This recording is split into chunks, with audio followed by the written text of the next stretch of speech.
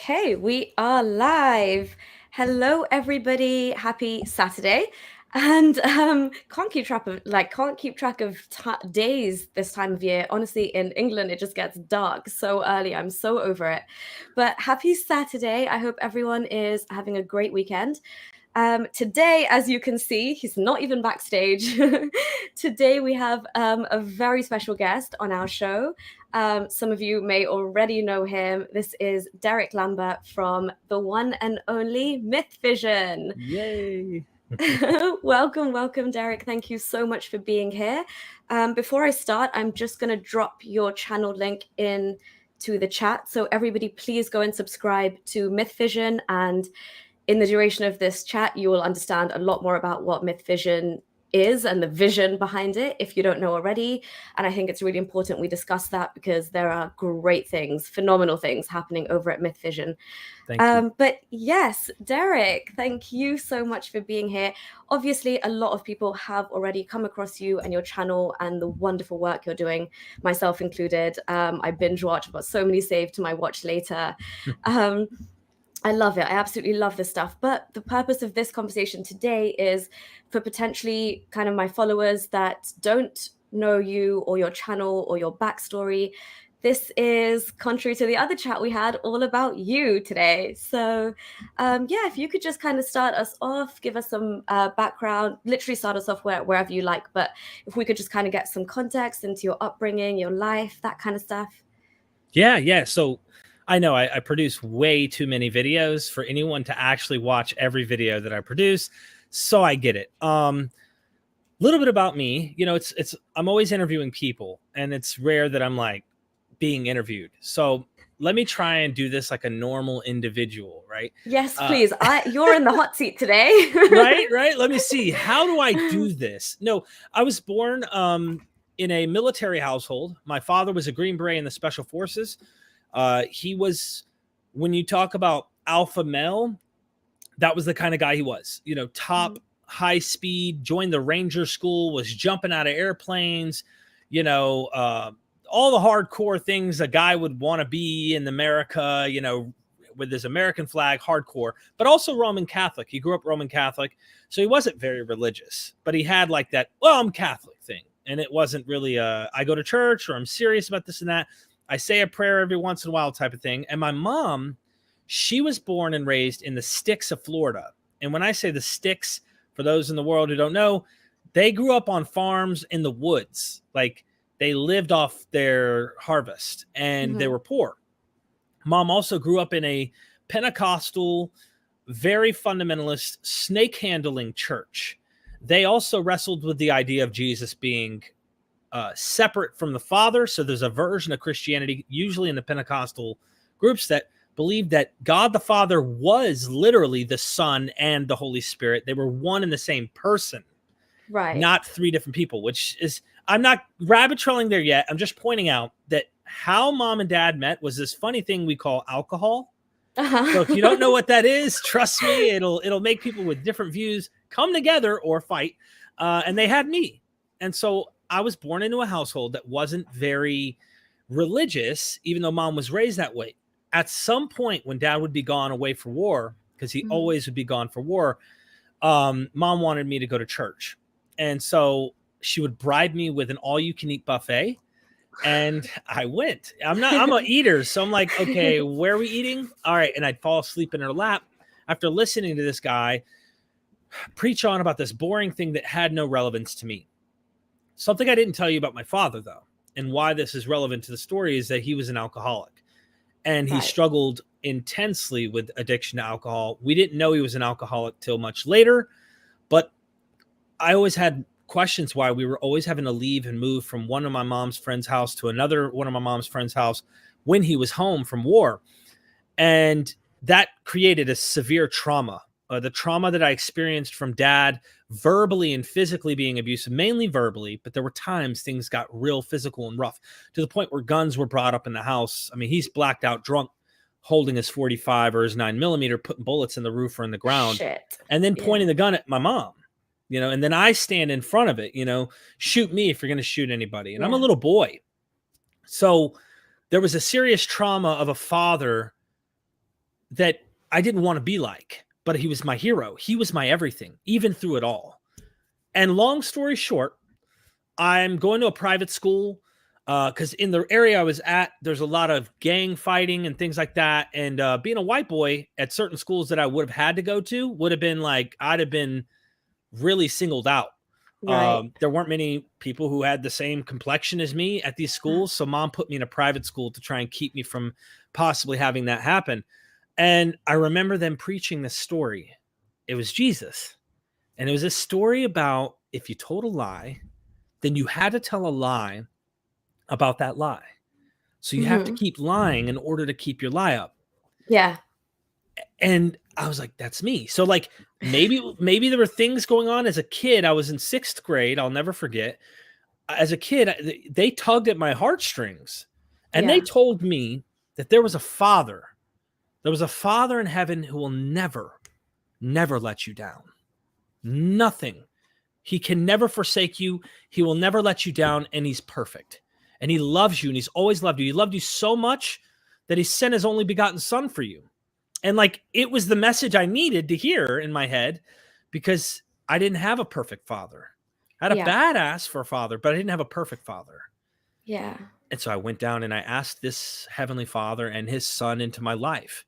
And I became a Christian and I felt warm and I felt this comfort that I had never felt in my life. Like I thought at least, and I became a Christian. And this is you now with full conviction, right? Because before when, you know, your mom had sent you to go to church and stuff, you were just like, I can't relate to this at all. But now here you are like, this is what I'm going to clutch onto. This is what I believe with dear life. Yeah. When I was a kid laying on her lap, I was probably anywhere from 8 to in the range of like maybe 7 to 12 or 13, something like that. Right. I didn't care. But in this situation, I really took it in. And I remember the stories from being at church to get my all-you-can-eat buffets, like of this guy named Noah. He had all these animals on an ark and unclean and clean. Didn't really know I didn't know what anything meant at all. Yeah. But I still remembered like pictures. It's like you can remember Bible stories because they're like pictures in your head. Yeah. It was when I actually accepted this Jesus into my heart that I had a personal friend. So it was like having an actual invisible friend when you're a kid or talking to your teddy bear. Yeah. I know it sounds funny the way I'm painting it, but it was really like when I was alone and dad would be drinking again or something would go wrong, I'd pray or talk to Jesus and it would help me in those moments. And I took it more serious over the years. And when you take it more serious, I'm skipping a little here, you start to find out things you didn't know. It gets into things like, well, there are certain things called sins. And God is like paying attention to those things. Yeah. And you have these people debating and arguing in Christian camps. So I wanted to know about my Bible. I loved that experience so much. I wanted to know about my Bible. Fair warning, if I can give a tease just to say where this is heading. Yeah. If you really take this serious and you actually want to know what it meant when it was written, you're in for a ride. If you don't really want to know what it meant and when it was written and what it actually originally meant, sure, you can remain exactly where you are, my fellow Christian friend. And that's Muslims were looking at you as well. Right. I'm saying if you really get down to the bottom of it, evolves. Its interpretation evolves. It evolves just like in Islam. You know, there's an evolution of interpretation of what they think. Oh, this means that. No, this doesn't mean that. And they're trying to make it sensitive to the times we live in. It's what's happening. Precisely. Some of them aren't. Some of them are like, she was 9 years old. I don't care. You know, whatever. It's ridiculous. But anyway, back to the Bible. I wanted to mention that I was also a struggling drug addict. Now, I wasn't a drug addict at first, but the first time I smoked a little weed was in the woods. My brother, my best friends were crying. Why did you do that? And I'm howling at the moon at a bonfire with a beer in my hand and just smoking a little and having fun. And it was fun. Yeah. Right. Yeah. But the party, I didn't want the party to end because I felt something. I loved the euphoria and the experience that alcohol and other things gave me, just like Jesus did. You see where I'm Yeah. heading with this? So Yes, I'll let you indeed. poke in. I don't want to hog. Yeah. No. That this is brilliant. Honestly, I'm captivated because I get that, and I'm kind of just like with you in this. Like you're getting older, and now you're having these experiences, and you felt something, and you felt these in different aspects of your life. So you've got Jesus there almost as your rock. Like you can tap into that relationship at any point. You can talk to him. You have access. You have this special access to a friend, a step-in father figure, if you will. And now you have these substances which also make you feel hella good. And Mhm. nobody wants a come down because the come down is the worst thing. You kind of want to keep that, like, keep riding that wave for as long as you can. So I can see all of these kind of different pieces of your like jigsaw, and I just want to know where one suddenly falls out of place or falls into place. Yeah.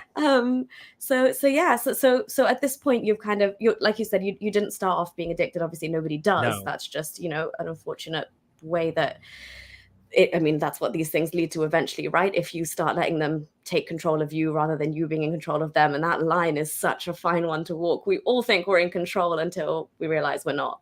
Exactly. Um, Yeah. so please carry on. How did that all factor in? What's your state of mind? What's happening? I'm a young kid. I'm a young teen. Puberty set in. Girls are on my sights, but I'm fighting this fight where I literally. So I lost my virginity when I was in Puerto Rico. Right. I'm a Mm-hmm. young boy. I fell in love with this girl. The first girl I ever was with, she cheats on me. My Oh, heart's I'm broken. sorry. And I Yeah. said, I'll tell you what, when I get back, because we're coming back to the States, I was on a military base. And I said, when I get back, I'm going to just go around and I'm going to do this. I'm going to go wild, all these girls, right? When I got back, though, I was starting to do that. And then, like, I took religion really seriously. Like, I had a spiritual focus and I didn't get with a girl for a few years at all. Literally, refrain from that. And what was that story like? What was when you obviously had the intention, like, I'm gonna play the field, I'm gonna be this like playboy, I'm gonna sow my seed, have fun, whatever it is you wanted to do. But then you came back and you just, or you like you had tunnel vision for religion. What skewed it that way, do you I think? I think, and this is just me telling people up front, if you haven't noticed already, I'm kind of extreme. My personality is that way. Everything Mm. I do, I kind of exhaust it. I want to go to the bottom of whatever that is and figure out its mechanics, how it worked, where did it come from, how did it get here? You know, like that whole thing, like the weird philosophical questions we ask. Why are we here? What is existence? You know, I was Yeah. into all those questions as a young man and a young kid. I used to talk to God and I'd be like, I'm going to go left, but fake God and go right. Nope, really, I was going to go left and trick, like I'm going to trick God because God doesn't know. And I'm trying to like, you know, I'm trying to Yeah. beat his predestination. You know what I mean? So I was kind of extreme like that. And I went to church. I think what it was is I went to church and I take things to heart when there's serious messages and I'm listening and the message struck me again. Now, remember, I was in 6th grade. Now I'm in, I think, 10th grade, 11th grade, something like this. And I'm really taking this serious. So I get back into it. And this church, they spoke in tongues, like like literally Yeah. gibberish. I used to speak in tongues. I didn't at first. I thought it was weird. And then they laid their hands on me and they were like, you're going to be filled with the Holy Spirit and all this stuff. They And were you felt king. it? Obviously you did, right? You Well, you yeah. I mean, felt the Holy Spirit's presence in it. yes. Okay. And I Wow. felt, well, I mean, now I have explanations of what I think it is, Yeah. but yes, I felt things. I mean, but Mm, you feel things when you go to a concert for AC/DC, or you know, people feel things when they hear a song that doesn't have exactly. the word God in it. People feel things when they love their spouse or they love their children.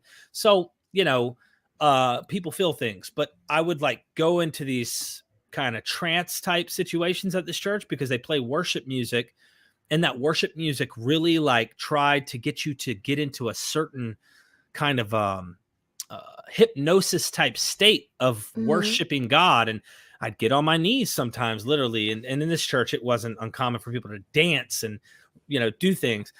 They were King James onlyist, which meant they only read the Bible was the King James Bible, for example. You couldn't read any other Bible. Okay. It was all that wasn't the true words of God is how we understood it.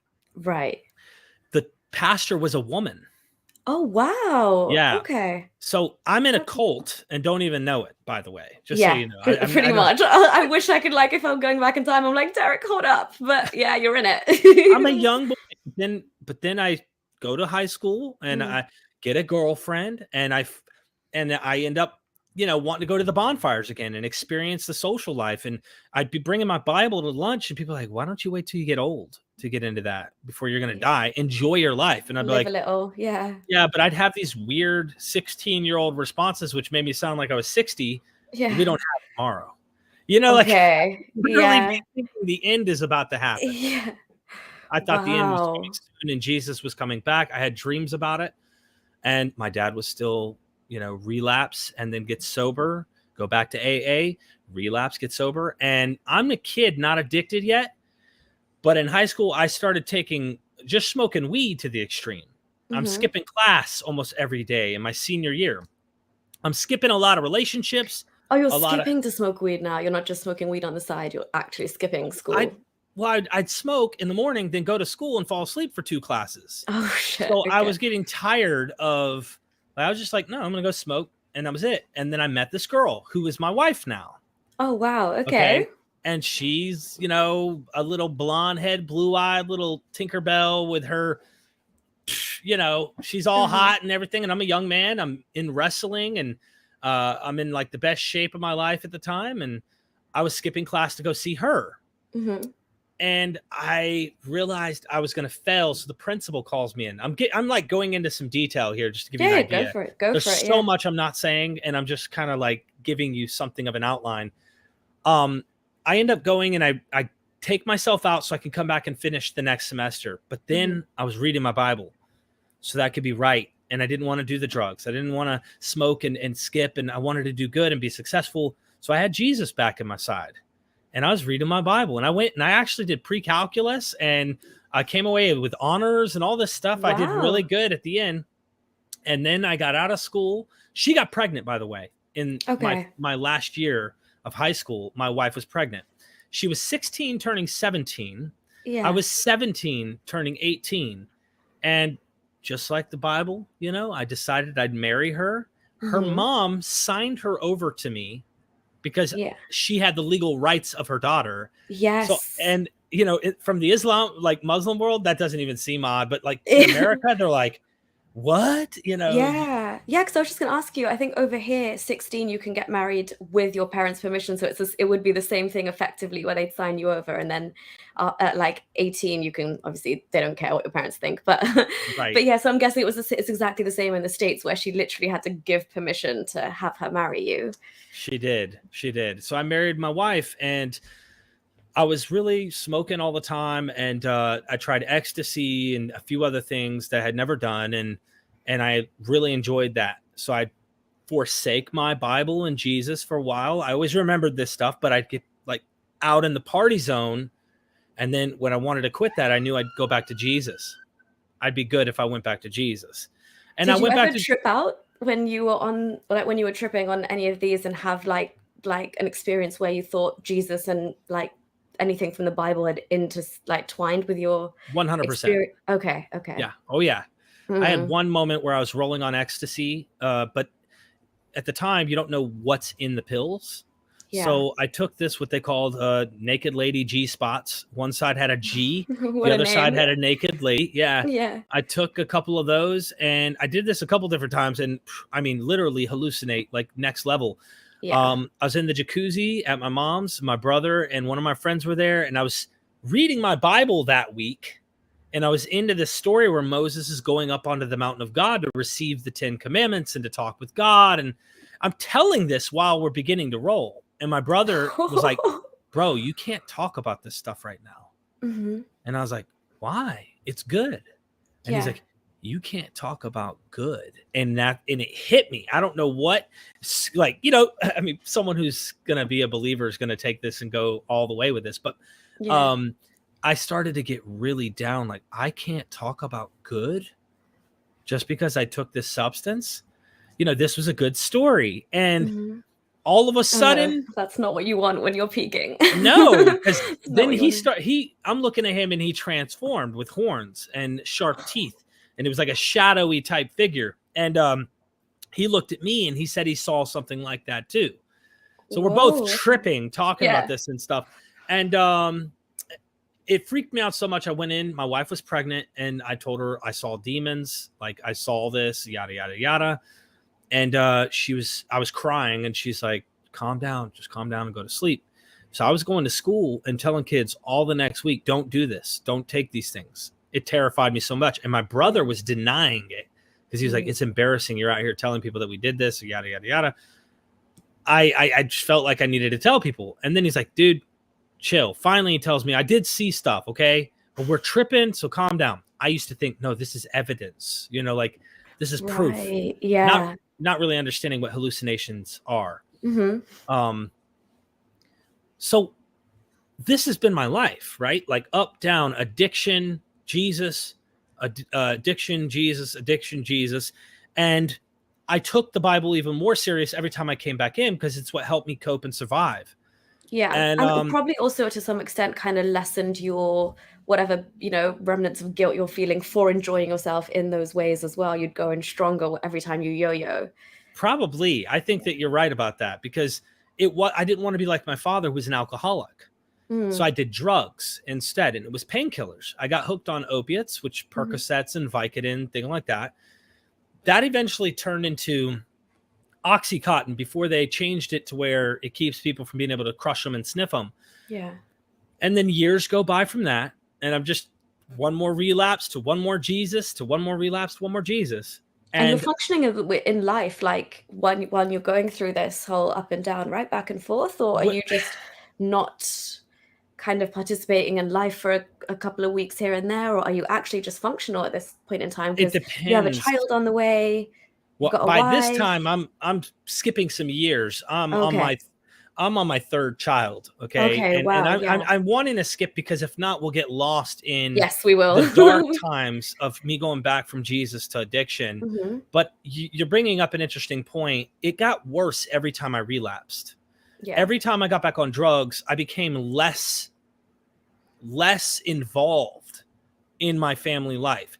For many years, I was very involved. I'd take my medicine. I'd call it that to keep it like somewhat decent on here. I'd get high and I'd go and I'd spend time with my wife and kids and play with them and rub on them and stuff like that. Later on, the amount that I was taking caused me to get into almost like a slumber nod out phase where I'm like nodding and I'm not functionable. And when I didn't have it, I would detox. And these are opiates, so it's serious juju when you're withdrawing. You feel like you're dying. And I'd get clean. Let me just tell you that like one of the stretches of Christianity that really got me in deep for a few years, I was clean. Actually, I went to church, was reading my Bible, was getting clean again. And I went to church and I heard this pastor preaching from this passage in the Gospel of John, where he said, tear down this temple and I'll rebuild it. And he said, in 40 years, I knew it didn't say that. That's how serious I was about the Bible. It's like, it's 46 years. You got this wrong. But in my head, while I'm listening to him preach, and I'm like, don't judge him, but you know better than he does about this. Like, there's this ego kind of about wanting to know. And I approached him after and said, how do I do what you do? Because I thought maybe if I make this my career and become a pastor who's seriously devoted and almost required to stay stuck in Jesus, I'll never go back to drugs and alcohol and things like that. Yeah. He said, go to the college down the street where I did, Carolina Bible College, and you'll get it. And I went. And I took theology very seriously and started to become a Calvinist. Right. If you know what that is, if you want, I can tell you briefly. No, please explain. Yeah. So the Protestant church is protesting against the Roman Catholic Church at a time in history when Martin Luther and all of these people we call reformers come on the scene. They want to go back to the Bible and get rid of a lot of the bunk church father doctrines that have become traditions that really you can't find in the Bible. And they were like, hold on, Martin Luther had this problem. These aren't biblical. It's almost like saying, that's not that's not Quran. Like you making this up at this point. that's some fake made up hadith or something, to give you an analogy. Yeah. And these are years and years later you built on. No, we're cutting through the flack. We're going back to the earliest hadith, and we're going back to the Quran itself or whatever. That's kind of the Reformation that took place in the church biblically. And I started getting into this, and I realized that there were texts in the Bible, because I was a Bible believer, that had predestination. And I said, tell me more. I started to find out the Apostle Paul in his letters talks about this thing called predestination. And the most famous place that really got me was Romans chapter 9. And this was what convinced me, is Paul's making an argument, and a man is saying in this argument back to Paul, after Paul says, God does whatever he wills according to his purposes, whatever he wants. And he has some that he loves and hates. Jacob I loved, Esau I hated. And he talks about he raises Pharaoh up, and then he goes on and explains how one is prepared for destruction, like humans. These are people that are prepared. People who are prepared for destruction, and people who are prepared for glory, the chosen. And there's this person in there. You can imagine someone saying, but Paul, if God does all of this, how can he find fault with them if he's the one doing it? Exactly. Right? Yeah. And you know what Paul said? He didn't beat around the bush like the apologist Muslims that I've engaged or heard. Oh, well, no, it's predestination, but it's also, there's always an excuse. No. Paul did not. Paul said, who do you think you are, oh man, to answer back to the maker? Why have you made me thus?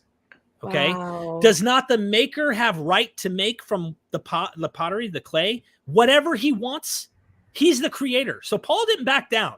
Paul would have been embarrassed by these people who are trying to go free will. Let's save God. No, Paul wasn't like that. Paul was very, God does what God wills, and you're just human. You're a puppet at this point, because if you're destined for hell, you're destined for hell, and you have no control in that whatsoever. Yeah. I started to see that in other places. And that's when I started to become what they call a Calvinist, a predestinarian, which Augustine was one of the first church fathers who had this idea. But I started to take it serious and read history and read my Bible. And if you have to cut me off for any super chats, please do, by the way. Anybody who has super chats, feel free. That always helps her out, by the way. Feel free, guys. And if you have any questions for Derek, if we have time at the end, then obviously we will address them via super chats as well first. So, but yeah, sorry, carry on, Derek. Thanks. I am sorry. I want to make sure that they know that they can ask the questions, super chat your questions, whatever. It always helps her, and I appreciate it. Sorry for my motor mouth. But I just wanted to say I was convinced that this is what the Bible started to say. And I would reconcile. I became kind of an apologist. There are some big apologist names out there. Ravi Zacharias, who was known for his little scandal of massage therapy, happy endings, we found out about. That's a whole nother thing. But William Lane Craig and other really big guys I was into. I read their works. I listened to their debates. I was big into this stuff.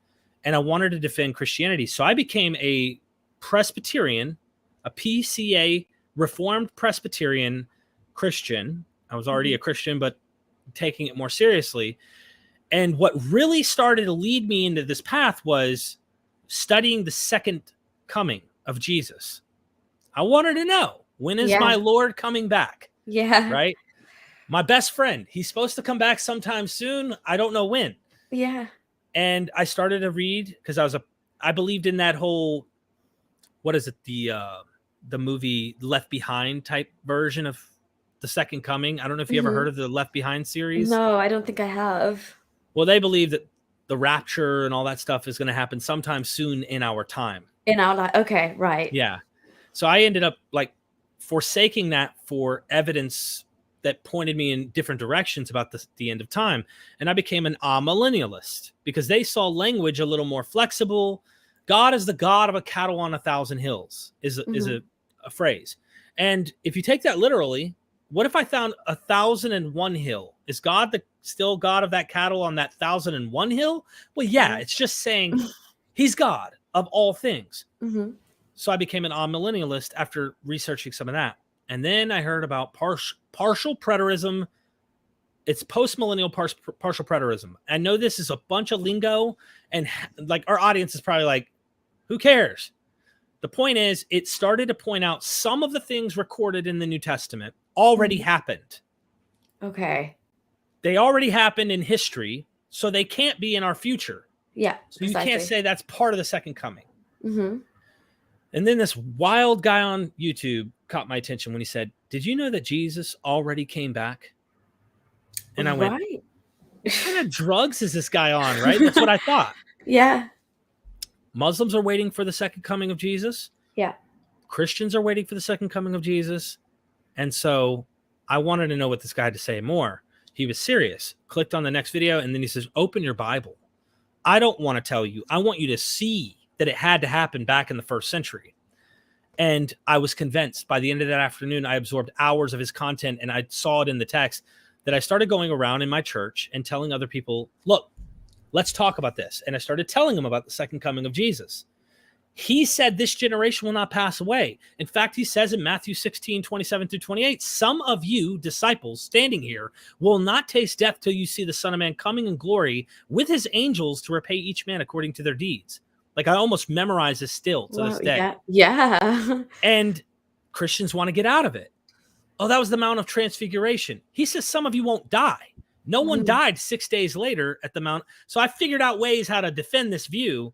And then I got excommunicated. I got called in by the church. 5 elders told me to shut my mouth, listen to what they had to say, and said, do not speak.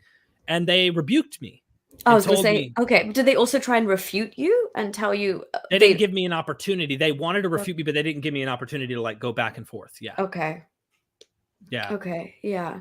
So you were now excommunicated and rebuked just because you are fully hell-bent on believing that the second coming had to have happened in the first century. Had to. Okay. Yeah. Because the text does not allow that. Jesus said it. Yeah. I already believed Jesus was God, right? Even if he was a man and he was a prophet, there's a Deuteronomy passage, I believe it is, that says if a prophet says something's going to come to pass and it doesn't, that man needs to be put to death. He's a false prophet. Yeah. So Jesus can't be a false prophet. And I saw that he was God, in my view, right? Because, I mean, there's clear indications in John and other texts in the New Testament that imply this. I don't care what any Muslim apologist wants to say. Trust me, they're in the wrong field if they think they're going to convince people that he was not seen as a divine figure by Paul and other places in the New Testament. That's just, they want to do that to keep Jesus Muslim. You know what I mean? Yeah. And so it's a whole different issue. But I ended up getting excommunicated because they made me feel so uncomfortable about being in this church that I stopped going. And they excommunicated my wife first, then they excommunicated me. For a few years, I was preaching this message, and I went up to New York and gave a sermon at a church up in New York, and I was convinced. Then a relapse happens. Okay. So I'm back on drugs. At this point, this is when I actually started to get hooked on heroin. I was okay. So you've taken it up a notch now. Yeah. No more pharmaceuticals. Black market, dope dealer, heroin, right? Yeah. And started by snorting it. And I'm giving you ultimate TMI here. Like, this is total personal information that I am not ashamed, because it's helped thousands of people. Exactly. Literally. I have another channel on YouTube called Derek Lambert with almost 26,000 subscribers. And just telling this information had people who are struggling with addiction all over the world, even over in the Middle East and Pakistan, tell me, Derek, heroin is cheaper than food here. Exactly. Yeah, so there's a massive problem. And again, there is absolutely nothing to be ashamed of. I don't think this is even a category that falls under that. It's honestly remarkable, the journey that you've had. And talking to other people, if they could even relate to an iota of it. Addiction is addiction, whether it's to your phone or to alcohol or to heroin or to weed, anything. It's taking over your life. So no, these little, gems of wisdom that you drop by just telling your story is definitely helping people. And thank you. Thank you for being so raw and honest. Thank you. Thank you. Yeah. So getting to the end, because I want to tell you what happens. Yeah. I'm dying from addiction, but I'm also, when I had downtime, watching content, and I came across, anyone who's an academic is going to laugh at me if they know this video. It's called Zeitgeist. But I watched it. Did you? Okay. Yeah, the one with Jesus compared to the other gods. Yeah. Mithra and all of the other gods. Yeah. Yes. Yeah. The god myths. Yeah. So I thought, I didn't know anything academic other than my Bible. I knew apologetics, but I didn't know any of this stuff. And I was so humbled. I actually think that I was humbled by the addiction. I was at such a broken state in my life that I realized that what I believed it wasn't really working for me. I was switching between Jesus, my addiction, that gave me the funny fuzzies and the happy feelings when I was at church, or when I would get into the worship songs, or when I would read my Bible with other people and debate. I'd even debate. It became there's like an addiction to that as well. I used to debate my Bible with other Christians and atheists and things like that online. And I became one, but we'll talk about that briefly. Yeah. I was humbled in realizing maybe they're right. Maybe Jesus is like other gods, but I'm just growing up believing in him. So I favor him because I was raised and taught to believe in this, just like a Muslim would with Muhammad. Okay. Good. I like where this is going. I like this thought process. Yeah. That's why I can understand and try to empathize with Muslims and others, not just them, but Jews, etc., that believe their view is correct and others aren't about their God, because I know what it's like to be raised to believe in mine. And mine was right. Mine was true. Yours wasn't. Remember that. I was exactly convinced. And it's even weirder for us, to be honest, as well, because we have that link back, even just as a quick snapshot, when I was growing up in England, and we sang like Christian songs at school, and we did the whole Christmas thing. But then I spent most of my life in the Middle East, and everything I knew about Christianity was just through the lens of Islam. And then I looked into Jesus himself, because I had doubts that Jesus and Muhammad are very different characters with pretty different messages. And then I obviously in high school, the trend to watch Zeitgeist was going around, and I didn't think this was complete set in stone fact, but it really got the wheels in my brain turning to be oh my God, this story is consistent throughout history, and you see the same kind of common denominator going across the board. And then I went into a whole nother flex where there's YouTube videos about Jesus, where was he for those missing years of his life that aren't documented. Some people say there's a grave for him in Kashmir. So I went down that whole route where Jesus went to learn meditation techniques from India and came back. But I was really trying to figure out who he was through the mess that you're given in Islam, basically, to say, oh, he's one of us. Yeah. But yeah. So, okay. Yeah, no. So this is really interesting. So now here you are. Sorry, carry on. That was just no, that's a really good. I'm glad that you're relating to the story and you have your own, because I had similar things. I had those questions about Jesus, what did he do from 13 to 30, or try to find out. And it's fun. It's fun to explore them. you like going on a wild goose chase in history by yourself, trying to fit together the pieces. But yeah, it's just the amount of videos out there. You can come out believing anything. There are people that hardcore believe Jesus went to Kashmir and he died there. They fully believe that. A lot of Indians also really like that theory, because it puts so much emphasis on their religious techniques and spiritual practices that were then incorporated. Anyway, we digress. Carry on. This is a great point, and this is about that whole absorbing Jesus for your own culture, and this happens over and over. And even before Jesus, you find this with Israelites actually absorbing their neighbors, the countries that have them, like Babylon and Assyria and potentially Egypt, all the way back in Canaanites, right? So they're absorbing the cultural, religious traditions and practices and beliefs and things like that, and they're just kind of molding them into their own pocket. And this is exactly what we're seeing with Jesus from India and China, whatever, you find there's people with all over. Insert region. Yeah. But I wasn't open to this for the longest. I was a fundamentalist who believed Jesus was God. There was no way to get to heaven except through the Son, Jesus. He was your only access and ticket to heaven. That's it. And I believed if you didn't believe in that, then you were going to hell forever. Eternal punishment by God. And the ones who believed were predestined to believe. That was another thing, which led me down this really tricky thing when I was in my lowest point of my life. First of all, I was taught about this Father that loved me, that would never fail me, and that if I had God's Holy Spirit in me, that I would have power over death and over all of these worldly things. And I really believed I had the Spirit, and yet my actions would continue to show me that I didn't, I guess. But I really couldn't believe that this was all fake, that it had to be real. Yeah. And this is a dilemma, because then in my head also was some of my family, God might hate because the Bible does not say God loves everyone. This is all modern, gushy mushy. Here you go. And I'm sure that Allah feels the same way. Okay. Yeah, for sure. Probably just like the Hebrew Bible in Psalms 5:5, it says that God abhors workers of iniquity, workers of wickedness, right? He hates them. So I started to just accept the word of God for what it said. And I believed there's no way that I love people more than God does. This was a dilemma in me. How could I love people more than God? Yeah. These were the things that started to get me going, because I'm I'm seeing the slippery slope emerge now before you. It wasn't gone. So there was many things, but what really got me was comparative religion.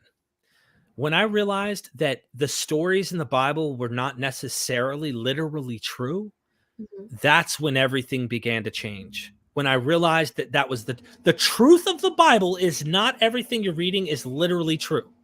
And if it was metaphorical, it wasn't good enough for you? It wasn't that. It was, how do I know what it actually means? Yes. Okay. Yes. And then it was even more complex, because where do you draw the line on what is actually historically reliably true? Yeah. Because Samson, the name for Samson, the strongest man of the Hebrew Bible, means little son or small son, right? It means that in Hebrew, Shemesh or something like that. He had 7 locks, 7 dreadlocks for hair. And there's these stories of him fighting the Philistine, the whole 9. Well, Samson's hair gets cut off by Delilah on the 3rd try. She's like, what's your strength? Tell me the truth. And he's like, it's this. But he lied to her, and then she does it again. Why'd you lie to me? Okay, it's really this. And then he lied to her again. 3rd time, she cuts his hair off after he tells her the weakness. Yeah. And once his hair's off, he loses his strength. The 7 locks represent the 7 days of the week. Right. Okay. The sun has lost its power, its light. And this is probably the sun entering into the winter solstice. Now, how do you know that? How do I know that? It goes even deeper. His eyes get gouged out. In this story, once Samson loses his strength, they literally sear out his eye sockets. Flippin' heck. Okay.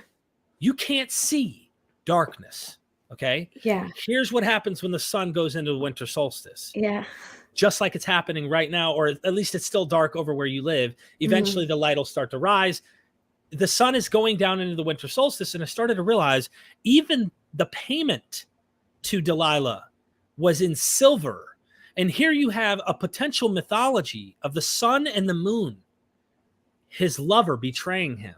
Okay. Wow. And it made me go, whoa, this is deeper. I fell in love with the Bible a little more, but I became more abstract, and my thinking was not as fundamentalist. So I still believed in God, but God was bigger. And I realized that there was comparisons between other world religions like Hercules and him and his 12 labors, and Jesus and his 12 disciples and the 12 tribes of Israel. And I started to do all these parallels and comparisons and started going, what is this? I know the answer. And I thought God is actually bigger than Christianity. God is actually showing in every culture a little bit of himself, and they all have some of the truth. It was the 6 wise men of Hindustan. If you've ever heard the poem, have you ever heard that poem? No, not of Hindustan. No. I would love you something? Yeah. Please.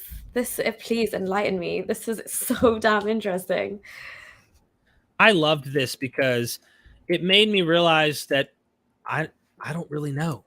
And when you get to that humbling position of I don't really know, then you're in a good place. 6 Wise Men of Hindustan by John Godfrey Sachs. There were 6 men of Hindustan, to learning much inclined, who went to see an elephant, though all of them were blind, that each by observation might satisfy his mind.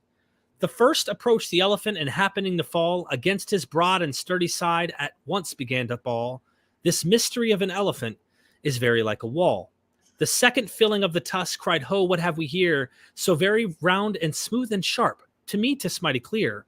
This wonder of an elephant is very like a spear." The third approached the elephant, and happening to take the squirming trunk within his hands, thus boldly up and spake, "I see," quote he, "the elephant is very like a snake." The fourth reached out an eager hand and felt about the knee, What this most wondrous beast is like is very plain, said he. 'Tis clear enough, the elephant is very like a tree. The fifth, who chanced to touch the ear, said, I'm the blindest man, can tell what this resembles most deny the fact who can. This marvel of an elephant is very like a fan. The sixth no sooner had begun about the beast to grope, than seizing on the swinging tail that fell within his scope, I see, said he, the elephant is very like a rope. So 6 blind men of Hindustan disputed loud and long, each in his own opinion exceeding stiff and strong. Though each was partly in the right, they all were in the wrong. And that right there, Wow. I thought to myself, we're all blind and we're all trying to touch the elephant. And I just didn't get it. There's even an added part at the end that I like the most. Yeah. Here it is. So it says, so off in theologic wars, the disputants, I ween, rail on in utter ignorance of what each other mean and prate about an elephant not one of them has seen. Yeah. So I'm thinking God is beyond our ideas and our comprehension. And here I am, right? Believing that this is the case. Long story short, I start to explore this whole idea. And I started to consider not only the world religions and these parallels that I had a fascination for, but science. That's when it started to go, okay, is this really a world that was created by God? Yeah. Is there really a God? Yeah. Because God lost the strength and control over my mind. When you tell someone what to believe, how to live, you can have control of them, and they are very comfortable in that bubble. And God has them grabbed. Do you have any super chats that you need to get, by the way? No, actually, nothing's come through at the moment. People are just engrossed in this conversation. Okay, good. This is, and I'm like skipping. Golden. Yeah, I'm going through. Like, there's so much that I can't. I respect that so much. This is golden, though. Every stage we've gone through so far. Okay, we're at the crux of it now. Science has kind of like. Science is what really helped me. Yeah. So God's lost his full control of your mind. Now you are able to kind of see things clearer, almost. Those rose tinted glasses of God is kind of just, that's been taken off for a while. You're seeing a bit clearly now. Yeah, God didn't become a hated, like God wasn't what I thought. You know what I mean? It became a bigger picture. God expanded, and it was everything, almost like pantheism or panentheism or some form of God is everything. Yeah. Because there are patterns, and there's mathematical sequences, and there's the Fibonacci sequence, and there's, look at the golden ratio. And I'm looking at all of this existence and thinking there's not a single thing that God isn't, right? Which made it have less power over me, because there's nothing I can do that isn't God. Yes. You see where I'm going with this? Yeah, I do. And actually, that's really interesting, because it's funny that you talk about it at this stage where you kind of, God has lost that, let's say, like that omnipotence of your mind, for lack of a better word. But I had the exact same thing when I couldn't justify. I had the exact same thought that, do I love people, example, i.e. friends of mine who were, lesbian or gay, who, according to Islam are going to be sent to eternal damnation. I was like, do I love them and accept them as good human beings more than a God does? And the next thing was that, how did I find refuge in that without turning away from him was through Sufism. Well, my misinterpretation of Sufism, which was, it's a very more like pantheistic, esoteric outlook where God is love, love is God, God is all around me. Whether I'm having a glass of wine or I'm reading a poem, there's God in both of those things, So it kind of is like, there was nothing that I couldn't do that God didn't know, but God is just intertwined with love, and I'm in a little happy bubble of a place. Very deluded, but I'm there. So, yeah. I mean, it's a far less harmful ideology when you don't have this what you normally as a human experience, think, and do as potential dangers of hell. I see you got a super chat. Yes, Music Guy, thank you so much, because you're also modding this chat, and I don't know if there is beef in the chat, but I fully trust you. You're doing an amazing job modding, and thank you for that. Thank you so much for your support, and I am loving Derek's story and his knowledge just as much. I was like, bloody hell, 49 minutes have gone. I could talk to you all day, Derek. But yeah, thank you for the super chat. And yes, Derek, you had us at science. has entered the chat. Thank you everybody for that super chat, of course, and all the support and helping her do what she does. It really is appreciated. Seriously. We're getting to science. I have to say, I didn't believe in evolution, right? As a believer, I didn't believe in evolution. Even as I was deconverting, I didn't really believe it. But I also started to pick up tricks of how to be critical of your own worldview. So there's kind of this critical thinking skill that starts to come in as you start to evaluate everything. And I was comfortable with there being a higher power without challenging that idea while I was getting sober. So I'm getting clean off heroin. And I remember saying a prayer, I can't do it, right? My own theology in my head that I can't do it, but you can. I can't quit heroin. I don't know how to stop. I need your strength. It was this kind of prayer, and I meant it. Well, I started going in meetings, AA, just like my father. I found myself in the same seats my dad was in for many years, never wanting to be like him, but turning right into him and not having any control of how I got there. You know, I didn't do the alcohol, but I ended up on the drugs. As I got clean, I wanted to understand why I was addicted. They always told me it was demons. It was always devils and Satan and the flesh and the world. And it was this carnal mindset of dualism that's going on. That's kind of a Platonic idea that Christianity builds off of, a Neoplatonism. And I knew that later, but that was my mindset. I thought evil spirits caused me to be addicted to drugs, and somehow they got me. But how, if I had the Holy Spirit? All these questions came to mind. What ended up happening is I found out that there were real physiological and scientific explanations that absolutely nailed it on the head. I was not a bad person. I've never been a bad person. I did some bad things. I know I did bad things. I've stole from my mother. I've taken money out of my wife's purse. I've taken the TV that I bought my children one Christmas, broke into my own house when I got kicked out toward the end of my drug addiction, broke into my own house, kicked in the front door, stole my own children's TV that I bought them the year before just to go get a fix. Then go do a job because I had my fix just to make enough money to go get the TV back out of the pawn shop to take it back and install it in the house. And when the wife got home later on from work, said, how'd the door break? Nothing's missing. But there was something missing, and I was behind the whole cause, but I wasn't living there because I had DSS, the Department of Social Services. The government was going to come take my children because someone told on me for being a drug addict. My truck was getting repossessed. My wife was ready to leave me because she realized there was no hope for me. I was done. I was at the bottom of life. I'm injecting using old needles that aren't clean, using old syringes to inject the heroin with. I cannot tell you how dark it was, but it was the darkest experience of my life. If there was a real thing called hell, I had been there and I made it out alive. You're muted. I was just going to say that is a lived hell experience. I'm so sorry you went through that. I'm literally watching a TV show now where they're literally talking about these same issues, and you see it firsthand. And this girl's saying the same thing. The show's called Euphoria, if anybody wants to watch it. But yeah, Zendaya's literally the exact same speech. She said, I literally punched my mom.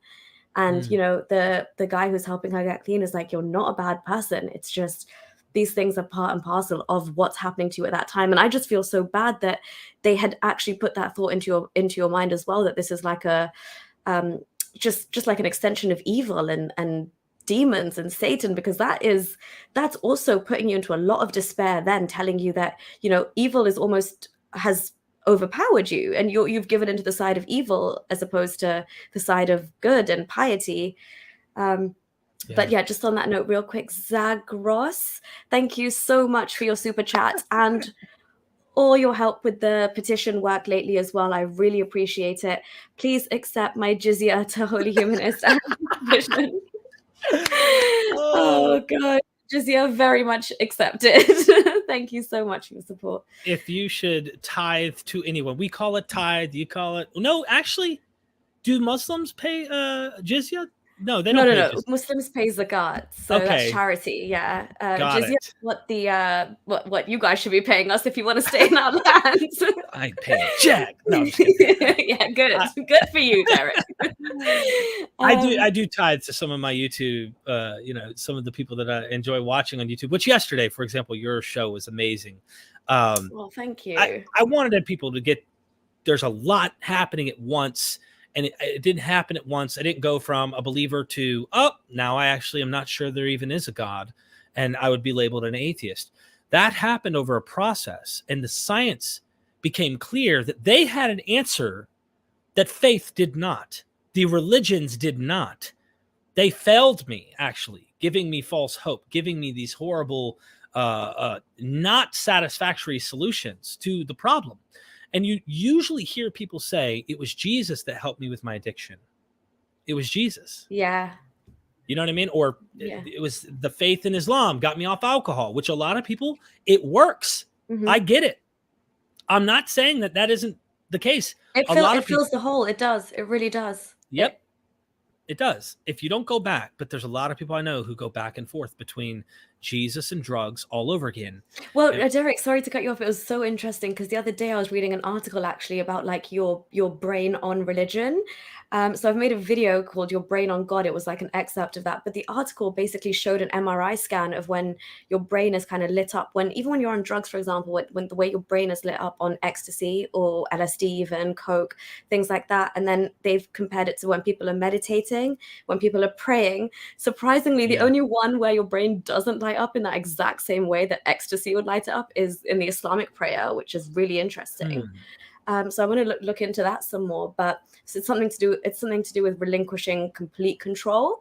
But yeah, I don't know, because I'd expect other people when you're meditating, I assume you're relinquishing another form of control because you're not trying to give into thoughts or anything at that point. But yeah, so effectively, I mean, drugs, religion, it could kind of be, do you know what I mean? Yeah. I see it it does very much the same things. I did an interview with a scholar, Andy Thompson. He's a PhD.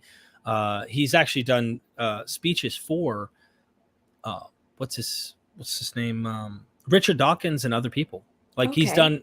So he wrote a book called Why We Believe in Gods. Mm-hmm. And it's all the explanation you need and more on the brain, our evolution, which I didn't believe for the longest till I started to investigate this, and how 80,000 years ago, you ladies would be sitting in the middle of a circle and we men would dance around you in a trance-like state. And we would try to impress the girls.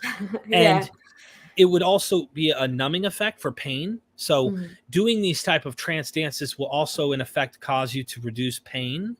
It will give you euphoria. The brain lights up like you talked about. All of those things. Religion does those things just like these chemicals can, because they are chemicals as well. And I got clean, and with me getting sober, I was being critical on religion and investigating why I had addiction and what it was that was causing me to be wired the way I was. Personality plays a huge role, but also how do I get out of the loop so that I don't die? I knew I was going to die and I was afraid of real death. Yeah, because you were on the path to death. It's not like anything else where even if you were to sustain a different habit, but this is literally the path where the end of it is just death. Unless you sort it out. Yeah. I was dying and I knew I was going to die. And so I knew that if I didn't do something different, this was it for me. Yeah. So I took it so serious to try and understand. And I reached out to doctors, and I had started this little YouTube channel where I was just telling it like it was. I was 5 days off of heroin. If anyone ever wants to go watch the channel, Derek Lambert on YouTube, you can go and you can actually find me 5 days off heroin. I'm sitting there smoking a cigarette on my couch, can't move much, telling my story. Long story short, as I go through that, the scientists are explaining to me what's going on with the frontal lobe cortex and the midbrain and how it's being separated. Your decision-making process is hijacked from chemicals, and it literally hijacks our survival mechanisms. So like eating, sleeping, sex, sleep, whatever else. Maybe I miss the essentials of survival. Addiction actually becomes one of those. Yeah. So you feel like you have to have it to survive. Would you still, if you were starving? Yeah, I would. Yeah. If I was starving, if my kids were starving, I'd still for them. I would still to eat. Yeah. Drugs become that I'm starving and I have to eat, and people on the outside can't. Just stop. What's your problem? They don't get it. And I understand why. I'm not knocking them. I'm saying there's so much going on. When science had answers, I knew they might have had more. And then I started to investigate. And I saw these just videos. I started to watch YouTube videos of evolution and listening to scientists explain. And I used to hate evolution. The Bible was true. The earth is only 7,000 years old. Like, I was one of those Christians. Yeah. All started with Adam and Eve. Yeah. All started with Adam and Eve. We did not come from no monkeys. You know what I mean? Yeah, exactly. And that was a whole nother story that started to open up the door for me. So as I ventured into science, I took religion with it. I wanted to know where this God came from. This book right here, I cannot tell you, for example, just this one. And I have a whole shelf over here. Okay, it's blurry. These aren't like Little Red Riding Hood. You know, I'm reading you. These are academics, serious. They know the languages. They know what's going on here. Brilliant. And they are showing where this God comes from. Yeah. Everything that begins has a cause. Yahweh began. Therefore, Yahweh has a cause. Exactly. God has a cause. When I found out that the God of the Bible was just a tribal deity in Canaan, and he was not even the supreme God. He was ruled by his father named El. Yeah. And El had a wife, and he finally usurps El one day and becomes the supreme deity. I realized, whoa. Everything changed. Everything about religion. Was that the moment that shattered it, do you think? Every moment is a shattering moment. Okay. Every moment, everything I found out became a revelation. Yeah. Just like I was shocked to find out predestination in my mind. I was like, God predestined everything. Boom, my mind exploded. As I was deconverted, I was having these mind explosions where I was going, I can now tell you where the God of the Bible comes from. Yeah. Who his wife was. That he had children, and one of his children usurped him and became the supreme God that Christians say exists outside of space and time, just like Muslims. That is not true. That is what it became. It was not that way at first. And when I found that out, I wanted to know what the roots are about. I wanted to know where it came from. And then I have these questions, which we just don't have the evidence for, is where did El's father come from? I want to know where God's God comes from.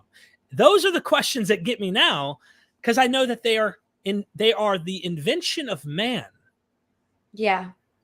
We're more clever than you think, even though we're very superstitious. We're clever, you know? Yeah. Yeah, and I completely agree with you because, and I think the one thing that shines through, you know, constantly in all the mini battles and the larger battles that you've gone through, whether it's like just even in your mind or then actually physically, like the effects of, you know, withdrawal and all of that. But the common thread running through all of this is actually your curiosity and your desire and your hunger to know and kind of like knock at those doors, which people are like, keep that shut, like, don't go there. But you're like, no, that's still, even when I go back to this is not good enough to keep me in this place. So, you know, that there was question marks there, but I think you used the perfect word because it was so similar for me as well. You have these moments where it's just like your mind is being blown by a number of things and the questions just keep building, but it's a very powerful, yet I think it's like when you realize, for example, that, you know, El was like the real OG of gods and your God wasn't even that God that was even more powerful at that time. And this is just also like come into creation recently and they've given him this status, which again, like you said, is very like local to that region. But you have questions that I literally thought to myself in one of those mind blown moments that, like you said, we are cleverer than we think, but how has this been sustained for so long and sustained and kind of metamorphosized and evolved and still holds that same control and hold over people's minds? Because now, you know, now the authority of your God is questioned, everything is off the table. Do you know what I mean? Like you are almost like a clean, like you're like a newborn baby, almost like, teach me about the world. Yeah, I had no more guilt. The guilt that I might experience in life are from real things that I actually know inherently, just that I know are not right. I didn't need God looking over my shoulder, telling me that these things were wrong or right. I realized that these were instinctual. Most of them were instinctual. Some of them are cultural, but I didn't need God, right? Because if I went back, good book, to get my morals, whoo, buddy, I can get away with a lot more that I just don't even feel is okay to even venture to for me. Exactly. And there's a lot there. So you're right. I think there's something fascinating about discovering that really has blown me away, and it's freed me. I'm almost 7 years off of heroin. Wow, And that's people are like, brilliant. you deconverted and you did it without God? And I'm like, if you want to say God is everything, and I finally tapped into just being a free individual who realizes that nature and the world around me is as much of an awe, if not more, than the mythology I thought was literally true, then go for it. Call me whatever you want. You want to say that I have a God and that somehow there's something looking out for me? I have no disrespect there. I don't have anything bad to say. People say they pray for me all the time, and God's got you as a chosen, D, whether you liked it or not, whatever. To me, I see myself as another human being on a planet Earth of creatures that we're all a family. We're all one. We're all part of this. We're fighting each other, probably because we haven't evolved out of our tribal instincts. Yeah. And we want to control how each other think and what we do. Women is a big problem in these Abrahamic faiths. Yeah. But at the end of the day, when I have taken an axe to the base of the tree, everything that grew off of that tree, the Abrahamic faiths, including Islam, all of them, you go back and you realize, no, these are man-made. This is men who've created these things. And once that becomes evident, you find out how man it is, especially when you see how much patriarchal stuff's going on and women's role, et cetera. It's nature, and it's a natural evolution. These religions are part of how we survived in nature. But now that we're going out of that, and men aren't out there necessarily, in all cases, having to take a weapon and go kill a pig to bring food back home for the family and stuff, we're getting to a place where we may not need them in the same way. You see what I mean? Exactly. And it's exactly the same thing for me. First of all, you realize like the patriarchal nature of these books, but also the Quran like just goes a hell of a lot further. It literally just talks to men the whole time. It doesn't even like acknowledge women in the way where God can direct women and talk to them. It's always through men. But yeah, because for me, the Quran was the base, the root of that tree, if you will. So once that went, I literally clung on to dear life with the hadith, but it was already like that the base is hit. So these are just now like the branches falling off. But yeah, that's why it really irks me as well when people, I'm sure you get this all the time, but Muslims especially are like, oh, you've left Islam, like where do you get your morals from? And I was like, I say this even when I wore hijab and I took it off, and I always say when people ask me about it that I felt no different. Like I was the exact same person. And like you said, this sense of right and wrong, it's almost inherent. And the reason we actually leave these religions, these cults, whatever you want to call them, behind is because we care enough for humanity to see how bad this is. It's actually the injustice and the lack of like respect for the other, the level of tribalism, the hate speech, the looking at everybody, at the subjugation in Islam especially. These are the reasons, because I care about humanity more than what Islam does, is actually the reason that we leave. And I think that's a common experience that most people have. You read the Bible and you're like, what is this genocide all about? No way. I don't stand for it. So yeah, I completely hate that moral argument point that people try and bring forward, for sure. But yeah, I also wanted, this might sound like a very, very ignorant question, so forgive me in advance. Ask away. But I noticed that when people like yourself are talking as well, you guys say deconversion and you say destructuring, and this is, I'm guessing, just common to Christianity, because we just go from being a Muslim to an ex-Muslim. We don't. There's no process involved. So yeah, if you could just shed some light on that. Is there a reason it's called deconverting or destructuring? A buddy of mine actually told me, he's like, what do you mean by that? That might be the better thing, is to answer what I mean, and I think what they mean as well. For me, deconverting, deconstructing is unlearning, the process of unlearning what we've been indoctrinated to believe. See, Islam and Christianity are belief type systems. There's actions that follow, but they're very belief orientated. Judaism, there are atheist Jews that practice Judaism. They're atheists. They're outright, I'm an atheist. Now, I don't know but I'm sure there are Muslims that are atheists that will like say it, but really they don't believe and they're scared or something. They're more like But, cultural Muslims, yeah. right. But they cannot go out there saying, hi, I'm an atheist Muslim living in Pakistan and I don't believe in Allah. You can't get away with that. In Judaism, you can. In Christianity, not so much. You know, how can you be an atheist Christian, a follower of Christ? It's really odd to say those things. But my definition and what I mean by that is Plato's cave. There's shadows on the wall. I've been taught and indoctrinated from youth. Jesus, that shadow is the truth. This is the truth. And I got everything out of the shadow I could. And then one day, just somehow, the curiosity in me and someone unlocked the key on my wrist and said, can I show you something? Are you willing to take a look? I was humbled enough to kind of not be so obsessed with the shadow that I went. Pill. Yep, took the red pill, walked up the stairs and saw sunlight shining. Never saw light in my life like this. And it was so freeing and euphoric and just amazing that I said, I need to go back in there and tell everybody that's in the cave and start to kind of let people know, like, look, there's some things you've never seen. Those shadows aren't real. You don't have to have those shadows to exist and to believe and to be good and to love and to be an amazing human being. You don't have to have those shadows. You know what I mean? And that's what my deconversion has become. And in fact, I owe it to this process for why I'm sober and clean. I've been sober 8+ years off alcohol, but off drugs over 7.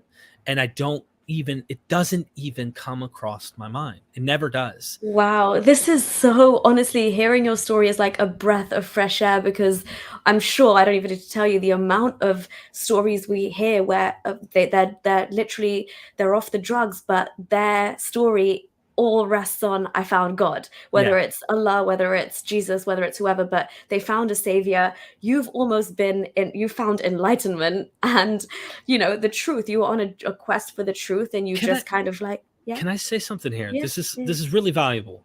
You're hitting the nail on the head. They found God. They found this, and it works, right? For me, I found me. I found myself. That's what did it. You know, I want to tell you like this parable that I said when I was coming through the deconversion stage, and I said, God is bigger. Okay. This is what happened. And it was healthy for me because I couldn't go all or nothing. I needed this airplane to land. And I told this story that's nowhere in any holy book. When God went to make man, he said, man's going to be clever.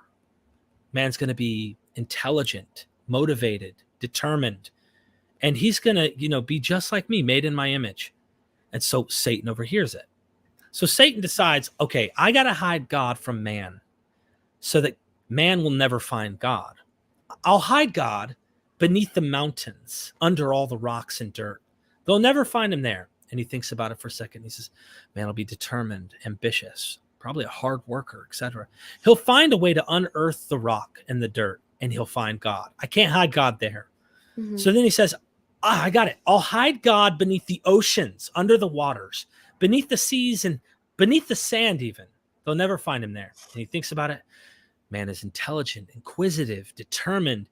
He'll develop an apparatus that'll get him beneath the water. He'll sweep away the sand. He'll find God. I can't hide God there. So he thinks long and hard about this. Where can I hide God that man will never find him? And then he goes, I got it. I will hide God inside of every single person. They'll always be looking for God in the world around them, and never stop for 1 second and just look at themselves. Okay. That became a kind of an Eastern philosophy / mixed with my Judeo-Christian worldview that made me realize, kind of like the Gnostic Gospel Thomas, Thomas's name was Thomas Didymus. He was the twin of Jesus, and Jesus would tell him the secrets.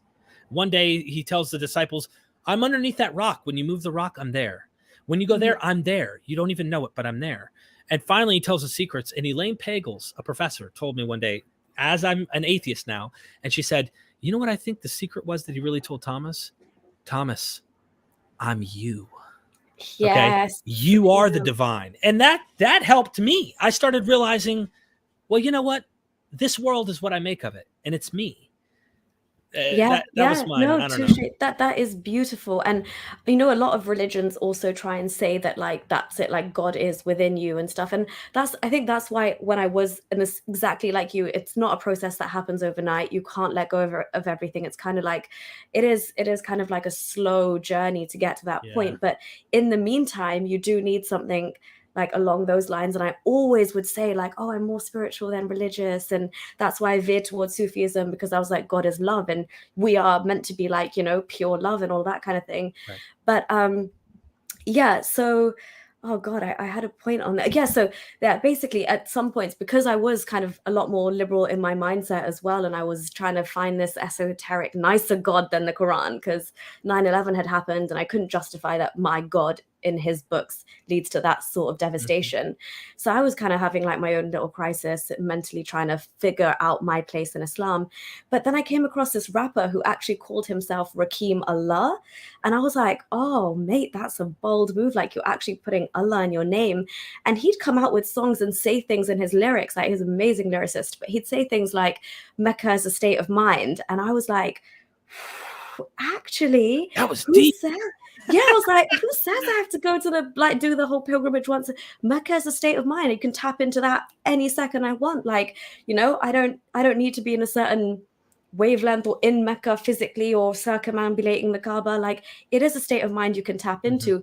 And that is very much something that is a powerful thing. And he would call himself God. He's like, I am Allah, like the God. And he would break down the letters of Allah and like relate it all to himself. And he's like, you know, the God is within you. You're the God yourself. You're the walking God, and that whole kind of thing. So I mean, I think it's very, very deep in the sense that, as you say, you find yourself in that process, because you start, instead of looking outward for something, you realize that that's within you. And then in the same way that you feel all the love and the, you know, all the like all the good things that you're meant to associate with God that you feel within you, you also then take the agency away from God and put it on yourself. And I think that's what really helps people. And I think that's also what really helped you, because I've been in states where I've been very, very low in life as well, but it was always those moments when, instead of me just being like, oh my God, like my life is a mess, like I'm screwed, all of this has happened, how do I ever come back from this, to actually being like, I need to, like, this kicks my butt into action. And like, you know, it puts you into gear when you're like, okay, if everything is on me, if God is even within me, if we want to run with that, then it's on me to now change this. Like, instead of giving into the whole, oh, you know, your fate is whatever God has destined for you and you can't you can't change your fate and blah blah blah, I was like, no, my fate is going to be what I make it. I'm in the driving seat here. Like, Jesus ain't taking the wheel. Gloria's taking the wheel, you know? Absolutely. So yeah, it was that kind of thing. But also I just wanted to touch on something you said, which was quite interesting as well. So like you said, all the other Abrahamic faiths, Islam as well, went out the window because you had kind of been opened up to the truth. You started looking to science, evolution, things like that had kind of come onto your radar. For me, it was the exact same thing. When I realized that the Quran was fundamentally flawed, and all I knew was like, you know, Adam and Eve, blah, blah, blah. I didn't believe in evolution. I went to school in Saudi Arabia, so they actually blacked out our textbooks on the evolution chapters. Wow. We were never able to study it. Yeah. But for me, as soon as Islam went, with the same like dominoes, Christianity and Judaism fell for me immediately, because I know there's quite a few Muslims who, well, ex-Muslims, when they leave Islam, a lot of them do kind of fall into the lap of Christianity, because it's very close. That I would call it like, I mean, I think Islam's really mix the pot here, but let's just say it could be like a cousin of Islam. But the concepts are similar enough for you to find shelter, because it's still familiar enough, the names, the stories. But as soon as I realized Adam and Eve wasn't true, that completely, like, the blade was cut for Christianity and Judaism. And I was like, Abrahamic religions are 99.9% not the truth. Like, there's no way. So but you then, did you ever, even for a split second, consider like, maybe I was in the wrong denomination or the wrong church or any of that? Or were you just on this path now where you're like, I mean, no, I've heard that from my opponents. You know, they Okay. would try to say stuff like, yeah, you weren't in the right church. You Yeah. didn't get the right teaching. You But never are. that's always the excuse. If you're a Sunni, Yeah. you weren't a Shia. If you weren't Yeah. if you were Shia, you weren't a Sunni. You weren't the true.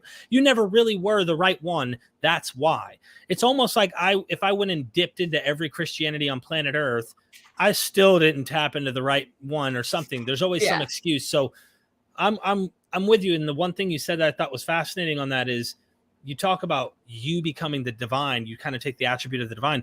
At the end of the day, remember what I said, we can go back and find out where these all develop. So these are man-made ideas, or if I can use human ideas, these ideas and concepts are human. It's not like there really is this God. Sadly, more man-made anyway. I swear, if they had a bit more women's input, they would have been slightly better. I'm just saying, they would have been. Yeah, I'm just making it. It's mortal. These are humans Definitely. who've created the imagination of these divine, even so much they would call actual human kings, pharaohs, and such as gods. So they would give them a divine status. These were humans taking on divine status. Make yourself your own pharaoh of your life. Why not? Why don't you see yourself as something unique like that and go with it? But yeah, that was pretty much it. Did we have any super chats? Yeah. Yes, we do actually. I don't want to interrupt anything. Yeah. No. Thank you so much. So we have a super chat from Ray Lambert. Is there any relation? That's my wife, Ryan. Ryan, oh, thank you so much. Your wife says to us, great video and an awesome host. Thank you so much. And I'm sorry, I will wrap this up very soon and you have your husband back with you shortly. It's already gone for 1 hour and 20. So I've got a couple more questions for you, Derek. Yeah, no problem. Derek's story is deep and his determination to better himself as a person goes even deeper. We love you guys. Thank you, baby. Oh, it's very, very Look, she's sweet. been through, like I said, when we got married, we've been through it all with the addiction, my religion. And you know what? Let me give her the benefit of the doubt for this super chat, honey. You deserve the credit here. 10, 12 years ago, she told me when I tried to like force the Bible down her throat. I mean, I was legit obsessed. She can tell you I was a lunatic, honestly, just so overly over the top. And she said, I don't trust it. And I'm like, why? And she said, men wrote it. I don't trust it.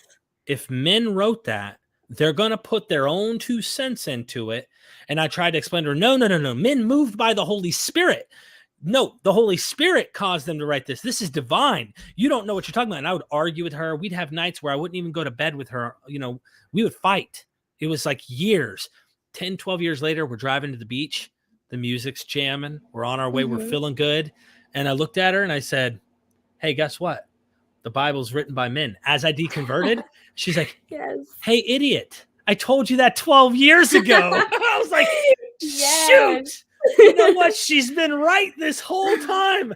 That's when that philosophy just jumped in. Your wife is always right. Just accept it, you know. That is, Derek has just dropped gems, guys. Listen to that. And also, I just want to say separately to Ryan, they say behind every successful man is a woman. And you, from whatever I'm hearing Derek say today, you have been an ultimate rock and a brilliant mother and an amazing support system. And thank you so much for calling out the Bible all those years ago. But yeah, thank you so much. And I promise we will let Derek go very soon. Thank you, honey. So Derek, just real quick then, I honestly don't want to take much more of your time. No, you're fine. You're fine. I was going to ask your reaction from your family, but so I mean, obviously everything is good now in terms of like I'm guessing your wife obviously didn't even buy into this BS, thankfully. Anyway, but in terms of like, you know, your mom or siblings or all of that, if you're happy to share, like, what's it been like for you now that your face is out there, you're out there, your opinions are known? How is that like with just extended family or aunts or uncles, mother, that kind of thing? The number one person who's taking the biggest impact in more of a negative way is my mom. Okay. My mom calls me sometimes and she'll say stuff like, I had a dream the other night. You know, like she really will grab me because I love my mama. I'm a mama's boy, you know. Yeah. I had a dream the other night and this voice told me, you know, it's me. It is me. I am that I am, you know, this type of stuff. And she goes, what is that? You know, she's trying to get me to like feel some way. And I'm like, I know what she's trying to do, but I'm like, Mom, it's your worldview. And if it is really a dream that you really had, it's, that the God of the Bible said, I am that I am to Moses, or at least in English version, he's saying that I am. But in that vein, I just want to make an interesting note. In this scene where God comes to Moses, I think it's Moses. Yeah. And he says, your fathers, or your forefathers, Abraham, they knew me as El Shaddai. But I'm revealing my name to you, which is Yahweh. I am that I am, the Jehovah, Yahweh. His name changes from El to Yahweh in the Bible. So you want to look, just take a look. Anyway, but mom tries to tug at my heartstrings. My brother, he thinks aliens are somehow messing with us. My dad doesn't give a crap. It seems like dad's like, do your thing, son. I'm proud of you. Just keep doing the right thing. Take care of your family. My grandmother, I think, is opening up her thinking in these later years. She thinks the priests are full of shit. Do they watch your channel? I don't think she does. Okay. And I know that my mom doesn't. My mom would get so upset by the things that are said, but I keep it real. Yeah, no, you definitely do. And thank you for doing so, because I mean, even when I just like read some of the comments, I'm like, people are genuinely really, really benefiting from the work you're doing, the people you're taking time and effort to bring on. You're doing absolutely phenomenal. And you're right, like the amount of videos on there, even when I was like trying to scroll through, I'm like, oh my God, this is, when you're like overwhelmed with amazing content that I'm like, where do I even start? So I really, really appreciate it. And on that note, I just want to ask, so you've gone through this whole process now. Yep. And you did mention that you kind of were sitting there at a like crucial point in your life with, a fag in your hand, making a video, talking about your 6 days off heroin. But now I want to know, how did you say, right, I'm going to start a channel called Mythvision, and we're going to go deep into everything historical and just kind of gnaw away at it and like break it down? What was the inspiration? At first, I was like going through that deconversion stage where I'm slowly unlearning what I learned and learning new things. I was more into esoterics. So now it was like, what is the Bible really saying? Are there really star mythology in the Bible, which is called astrotheology? And I saw some of these videos out there like Zeitgeist and others that aren't maybe as good as that one was in terms of grabbing people's attention. And I thought, there aren't enough of them.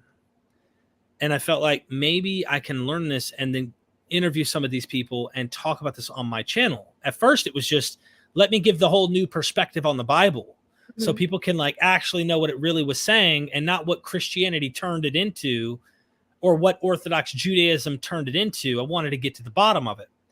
And I had some real things to learn myself. I thought, oh, it's all myth. It's all an allegorical myth of the sun and the moon and the stars going through the zodiac symbols and the whole nine. And I even went so far as to think Jesus was a sun god, the sun traveling through the 12 signs of the zodiac, his 12 disciples. All that guy stuff touches on that as well, doesn't it? Yeah, all of that. And then I had some learning to do. So gradually, if you watch my earliest videos, literally I have, I think, over 1,000 videos on YouTube, but they're not all public. A lot of them are on my Patreon.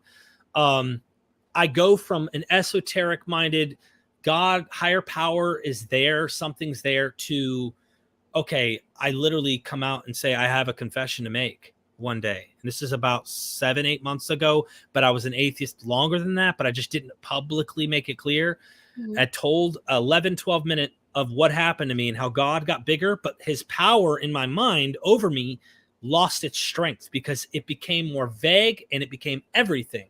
Then I went from, how is God everything? And, kind of like the pantheism, to there is no God.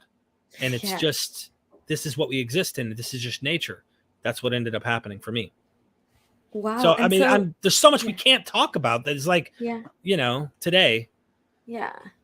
And do you feel like, obviously, sometimes like when I'm having these chats now as well, like obviously the whole thing behind this is just, like you said, like it's trying to just put the information out there, make it even more accessible than, I mean, it's already at your fingertips if you want to look at it, but most people don't, right? So it's almost like saying, hey, psst, please look at this because this is really bad. But you're obviously like really going into, but I'm like, a buff when it comes to like history and knowledge and trying to track down stories in the Quran and stuff. I wasted a lot of time trying to do that to no end, let me tell you. But when you're doing it, you're actually getting somewhere, and you're coming up with things, so you're learning constantly.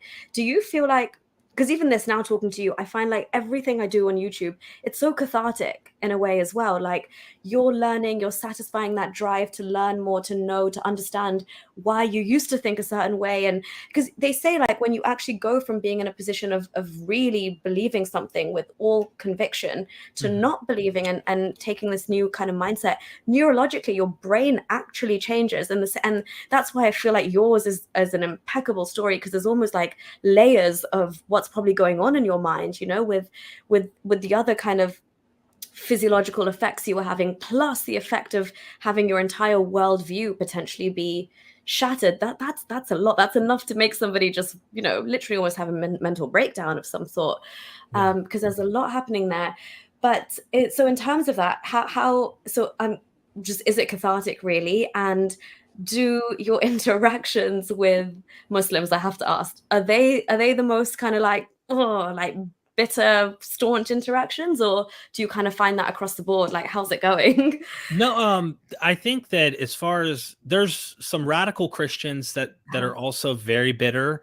Okay. There are some maybe radical Muslims you could tell that don't like me. They're clearly more apologetic types that are going to be like, no, I thought, they'll say things to try and psychologically trick you. Yeah. I thought you were searching for the truth. Why don't you invite Fareed on your channel? And I'm like, why don't you have Muhammad Hijab come in here and he'll give you the answer? Or Ali Dawa or whatever. Like they want these pop apologists who have absolute massive axes to grind to keep their worldview intact.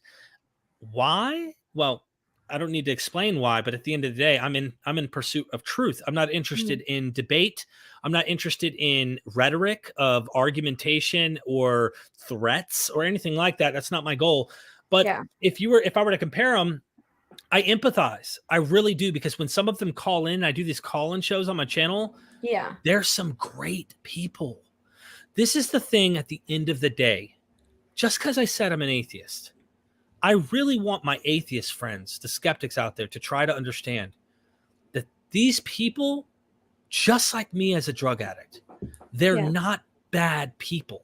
Most of them, okay? 99% of them are amazing humans. They don't know better. It's what they know. It's all they know. Try to empathize. Try not to mock them, but try to be patient and try different methods on what works the best, so you can show them you love them. Because at the end of the day, some people are going to die believing in this. That's it. Yeah. That's okay. Whatever. We're trying to progress, though. And one person told me when I was in drug addiction, to relate it to this, I'm looking at you. That way I'm not looking to the side, for the whole audience to understand this is important. When I got clean off drugs, there's a whole community of recovering addicts who are anti-Suboxone, methadone, buprenorphine, any type of maintenance substance drug that you can get from a doctor to help you get off of heroin. They are anti any chemical. They believe you should do it abstinent. I did it abstinent, but I didn't do it abstinent because that's the only thing. Like, I had some religious mindset about it. Is there are people who are anti people who are trying to take these substances to get their lives right. To me, recovery is defined this way. It's not, I was on drugs and now I no longer take any substance and I'm fine. To me is, am I heading in a better direction that is helping my life? And it's doing better for not only me, but for people around me and for the people at large in the world that I live in. That's recovery to me. First, it's me. If I change me, I'll change the world. Then the world begins to change because I changed me. If I'm progressing in a way that is not harmful and in good, I'm all for it.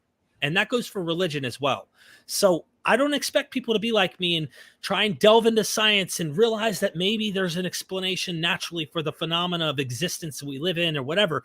You don't even need to go there. You can think, I like that vague idea that there's something. My wife is that way. My wife believes in a higher power. She doesn't know what it is. She likes to believe it's love. Yeah. That's it.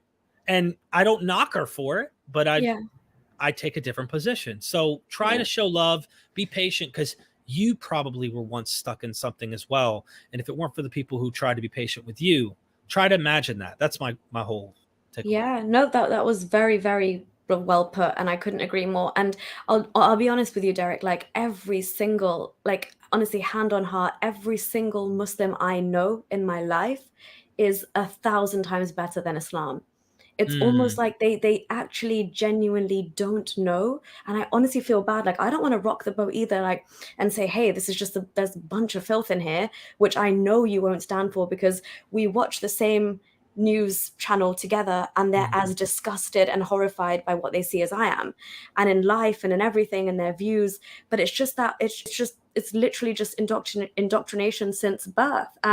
I don't hate these people at all. The only thing is I feel bad when I see, yes, like I'll see my grandma, for instance. She was over today and she's panicking because she's missed all 4 prayers of like out of 5 of the day. And I'm like, you know, the guilt that's constantly going around in their head. She's just spending time with her grandkids and, you know, we're just hanging out together. But like she's guilt tripping herself so much. And then we have to cut and stop everything so she can do it and feel better. And that's fine. Inside, obviously, I'm like, oh, I just wish you didn't waste your life like bowing up and down like this 5 times a day. But you know, they actually don't know. And I fully get the empathy card.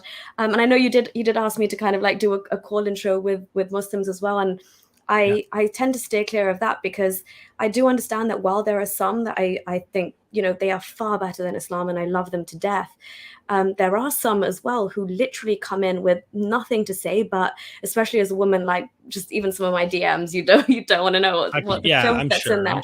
But I mean, it's literally, that's why I was asking you, because sometimes it's pure ad hominems, you know, like they'll talk about anything. Like if they can't attack you or your appearance or your body or whatever, they'll go for your family or your upbringing or your age or anything. And I'm literally like, do you have anything to say about the point I just made though? Like, and it's just no, you're this, you're that, you've been like, there's nothing. And it's just sometimes I'm like, oh, it feels like I'm banging my head against a brick wall. But I genuinely love your approach, because you're extremely approachable.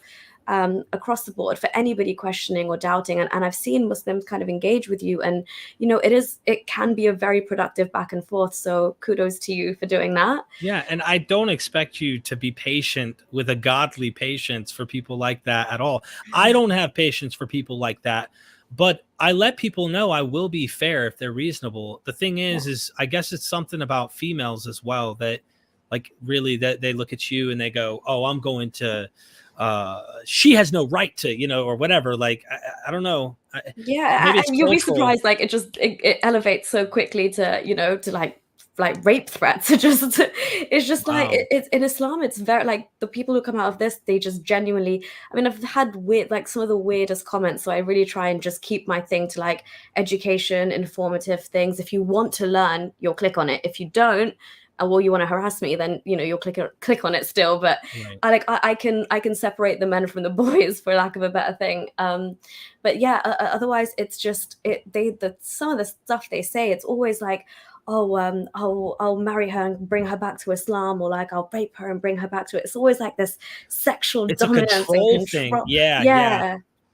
It's very like, it's just the power dynamic at play. And I'm just like, I don't need to expose myself to that. Like I'm already doing so much by just putting my face out there. And like, I'm the first person even in my family to say, I don't believe in Islam and I'm an ex-Muslim, and there's been no apostates per se. I've had to block half of my family. So I feel like I'm already doing enough. But yeah, the level, and I'm glad because you make it very clear when they come on your shows, and I've seen you do the timer thing as well. I think that's really good. You're like I'm done. Yeah, you're like, say your piece, and then I will say this real quick. That is Abrahamic as well, though, but that's tribal. That goes back even before Abrahamic faith of controlling women, but it's really got some biblical precedents. The one thing I do want to mention that I'm working on right now that I think is fascinating in the Islamic stage, I'm taking a scalpel to this like I did biblically, and it's going to take me some time to really get into this, but I'm slowly doing it with serious Islamic Quranic academics. So you have to like be able to keep up to see what's being said, because half of the stuff will be a death blow and it'll go over 90% of people's heads because they won't even realize how sophisticated that was that the scholar might have said. One of the things we're doing right now, though, is I just had Robert Hoyland on. I'm about to do Dr. Shoemaker come Monday. Dr. Shoemaker, Stephen Shoemaker, has written a book on the death of the prophet. When did he die? Islamic tradition says 632. But we have extra non-Muslim sources right there out the gate early on that say he was there in the Jerusalem conquest in 636. Wow. So if he was there with the Jews going to conquer Jerusalem in 636, which the Jews believed would bring the Mashiach, the Messiah, by rebuilding the temple and ruling Jerusalem again, either he may have thought that, these are speculations, or Muhammad thought that going and doing this would bring the second coming of Christ. So if he was alive, there's some speculation on my part. If this is true, these extra Islamic sources that are not written by Muslims that say he died after 636 sometime, then it could be that they didn't want that in there, either to separate him from the Jews, because by the time this is being written, they don't want Muhammad so tight with the Jews, or he said the second coming was going to happen and it didn't happen. So they didn't document he went in the Jerusalem temple, to the Jerusalem war, to go and conquest. There were multiple conquests and they were successful. So if he was there, and I asked these of the academics, that would change the game. How do you trust Muslim sources about their own prophet? You see what I mean? Yeah, exactly. And honestly, I think, Derek, yes, you were sitting on a gold mine here. Because even just like when I'm doing these little bits of research for my videos, and I see the discrepancy between Islamic history and then Western scholars, and I'm just like, hold on, there is such a gray area. Like, and obviously I've over the years I've come to the conclusion that Islamic history and their sources need to be heavily scrutinized, because there is a lot in there to be questioned. And for a long time, for a long portion of history, like the West and Western scholars, and a lot of them were termed Orientalists who would try and look into this, or revisionists, and they were never like, they were always kind of disincentivized from tapping into Islamic history per se and really like looking at it under, a microscope. So honestly, and the more that you do this, whoever's doing this and whatever, and is putting that information out there, every single narrative that is contrary to what we've been told is just gonna, the foundations are already crumbling of Islam itself. Like, even in Saudi Arabia, all of the archaeological sites and things, they're kind of just getting rid of everything that they've ever proclaimed was a historical site now, and kind of building Rolex towers over it and 5-star hotels. And, it all kind of gives you reason to think there is something they're really trying to cover up, or there are definitely holes in the narrative, as we always hear, but there definitely are holes in the standard narrative. We've got a super chat with a question, and then I have one final question for you and we can wrap it up. Yeah, absolutely. Callie, thank you so much for your support and your super chat. Callie's asking, Derek, some of the things you said about finding power in yourself seems very Buddha-like teachings. Have you looked into Eastern religion? Any thoughts? So I've looked a little bit into Buddhism. One of my friends is a Buddhist, and I didn't understand as a Christian. You're like, what? Why? And there is some valid points to be made in one's thinking about meditation and seeing oneself, like what Buddha's talk about, trying not to want, right? You see these ideas, like the whole struggle of self is to not want to desire. You want to try and to destruction of the ego. Yes. It's all about like not desiring. But even then there's some sense of like, if I accidentally wanted that thing, am I going to beat myself up? There's this idea of like, I even heard one of the Christian apologists I used to watch a long time ago say, well, you're desiring not to desire, and that's a desire in itself, which is self-contradictory. And they're arguing these things, but I get the point. And what they're trying to say is actually a really good thing to try not to do that. But you find that in the Bible. The Lord is my shepherd, I shall not want. Right? Like, it's this idea that I have all that I need and I'm happy and I'm content. It's all, that's good. And there's some good stuff I find in the Bible. I'm sure we could find good stuff in the Quran. maybe you might say it's hard to find it, but it's still there. Something few and far between, but we'll go with that. Give me the benefit of the doubt. Yeah. But the point is, it's something there that's good. And I bet you the same thing goes for Eastern religions. But I've also heard that there's some really harmful ideology when you start getting into things like Hinduism and just some radical thinking that goes on in those areas. And they take those as literally historically true. That's a whole nother thing.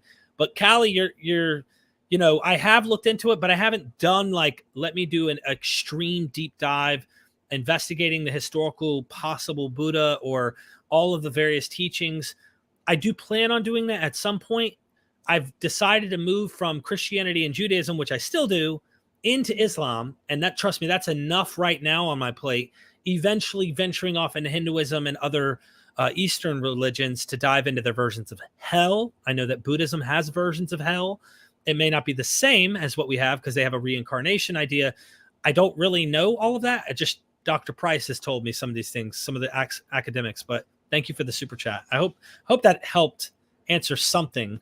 Yeah, I mean, I think that was very, very well put. I hope that answered the question. And yeah, I completely agree with you, by the way, on everything you just said. Even I thought at one point, oh, maybe Buddhism, because they have the path of the 7 noble truths and things like that. And like you said, kind of just acknowledging the concept of suffering, and as humans we suffer on this earth, and then trying to subvert your desires and focus and all of that. But again, like you said, if you do a deep dive, and people are going to come at me and say there are women monks and blah blah blah, but there has been a struggle for them to become that, and this one woman had to kind of go up against the system. So, and Hinduism, I don't know the ins and outs of it. That's why I tend not to talk or criticize it so much. I will say I don't believe in a word of it, but like you were saying, there are very, very misogynistic concepts of, the woman has to fast for her husband.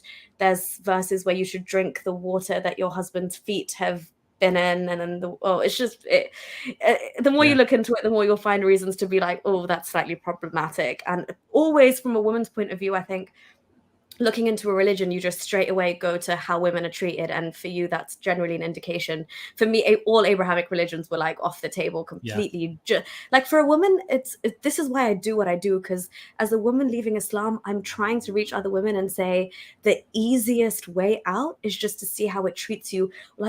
Honestly, screw science, screw philosophy, screw the existential, the whole view, or the arguments for God and all of that. All you need to look at is what it says about women and where it places you, and that's a simple get out clause for any woman. Because obviously guys have different processes. When that was my turning point, just realizing what my God was talking to me and I was like, no God speaks like that. But yeah. Also, it was Eightfold Path, by the way. Eightfold Path. That's it. Yeah. It's been a while since I now it's fun. Eightfold. Yeah. No, thank you for that. Yeah. No, I was just reminded. Yeah. Roger has sent a super chat. Thank you so much, Roger. Roger saying Derek is one of the nicest and knowledgeable YouTube atheists out there. I love the fact that he's very respectful to the people he's speaking to, even the people he doesn't agree with. See, yeah, everyone's kind of picking up on this. I think this is why we all literally love what you're doing and your approach. It makes it so watchable. It makes what wouldn't ordinarily be a conversation that has just gone off the rails. You kind of really hone it in, and you only ever let it progress if it's of some substance. Yeah, I don't like it. Sense. Even your co-host, I love him to death. What's his name again? Haris Sultan. Haris, yes. Yeah. That one time he had a caller and things got real ugly, and the guy was yelling at Harris, and Harris was yelling back at him, and I think you just get annoyed and you don't mean it. You're doing it because you're angry, or you're just trying to shut someone up. And Harris said something about he was an inbred or something. I don't know. Yeah. It was just, he's pissed off at him, and the guy's pissed at him. And I was like, hey man, I wish you didn't say that. I really don't. I really wish he didn't do that. And there were a couple of Muslims who wrote me and said, thank you for being a good human being and trying to be fair in the conversation. We know you don't believe. We know that. You don't have to brag about how you think that we're wrong about these things. We know you think that, but we're willing to listen to you because you are fair about these things. So I think approaching it like that, give the facts. At the end of the day, most people will hear things that prove their position wrong, and they still won't believe you. It's not about evidence sometimes. It's not, yeah, it's not evidence-based for some people at some Yeah. points. Yeah, precisely. But like the I don't want to say energy because I'm, but like the approach that you take when you give that, you kind of give off that vibe where, the whole point of this is to understand that we can talk almost in a Socratic way, using the Socratic method. Let's just talk. Let's keep talking with points, trying to lead us to the truth either way. But I think the bigger picture that you highlight is this call for coexistence. You as a Muslim could believe whatever it is you want to believe. You're here with all your views, which are completely polar opposites, but yet we can sit down and we can have a discussion of the historicity of Muhammad or this war or Jesus or anything. And that's what it is, like taking that step to make it like you're not a threat and to them, and they shouldn't be a threat to you. We're just having a discussion. And I think that is like, this is where it's at on YouTube. Like these kind of healthy discussions is kind of leveling the playing field and making them kind of more immune to what we say and vice versa. But again, like this is why I stay clear, because those kind of like, I'm not gonna lie, if someone comes at me as well, like over and over again, I would probably lose my switch and be like, hold up, especially if they go for my family or something, like I ain't holding back. But I definitely wouldn't put myself in that situation for me to get that frustrated. Do you see what I mean? I'm happy to. That's why you're like, I think I'll hold off on the call-in show right now, Dee. And that's fine. This is so good for me. This is like, good. Yeah, this is good. We get kind of the best information out of each other without kind of just, trying to make sure nobody pops off. Yeah, no, thank you, Roger, for that super chat. Seriously. Yeah, thank you so much. And I fully agree with you. Oh, yeah, thank you so much for stopping by on my channel then, Roger. And my last question to you, Derek, would be, obviously, so you're a father, you're a husband, you're an atheist, but do you guys have some fun? Do you celebrate? How do you feel as a family about Christmas, Easter? Do you guys celebrate it? What do you tell your kids about all of this? Oh, yeah. Well, so I grew up with the Santa Claus, loved Santa. I never really viewed Christmas as like Jesus's birthday. I wasn't, because we came from a like very Protestant anyway. Yeah. Right. But we came from like a Protestant type of background that kind of, even at one point in the Presbyterian church, we kind of viewed Christmas as taboo, almost like, hey, that's pagan. Wow. It was kind of like that at one point, but we always still celebrated. My wife is the most holiday-y type of person on planet Earth. I have to get on to her about, listen, I know they got birthdays coming up, but do not spend too much money on their birthday this year. They're going to want cars in a few years, and we've got to be able to afford cars, things like that. And, but we still will enjoy ourselves. Easter is the Easter bunny. We get the eggs, the whole nine. Eggs, chocolate, yeah. Yep. Santa, my youngest son just this year found out Santa Claus is fake. Okay. Through by himself or because you had the chat? We had a chat in a way. Wasn't as direct, but they're brothers already. His two brothers. I have three sons. Yeah. So yeah. They filled him in. But so it was never a holiday of like Jesus. Only when I was really into the Bible would we go to like Easter Sunday service or something like that, Yeah. So you do Christmas though, like yes. You do Easter, you do Christmas as well, like the whole shebang, the tree, the crackers, the stockings, all of it. Wife does all of it. Pretty much, I'll help her like get stuff out, and then I'm back to work, and she's probably doing the decorating and things like that. But yeah, we still celebrate it for fun. It's nice. A cultural thing, and none of this has any ontological like impact or implications. It's just it's like that's some of the things about tradition that are good. So there's not everything about religion's bad. Like uniting on holidays and things like that are really good to be social and connect with your family and friends. Those are really good things. And I liked the myths of Santa. These traditions, I always enjoyed them. And I, as an atheist, still enjoy them.